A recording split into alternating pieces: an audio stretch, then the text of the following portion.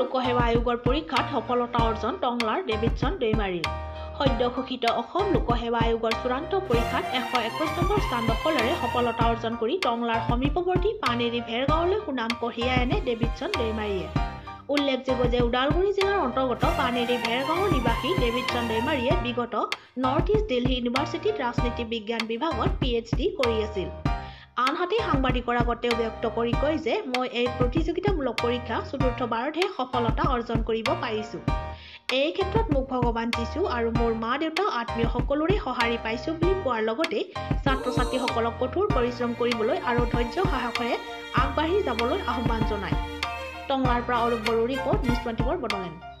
Welcome to News 24 Bodoland. News 24 Bodoland YouTube channel. Please subscribe and click on bell icon. Thanks.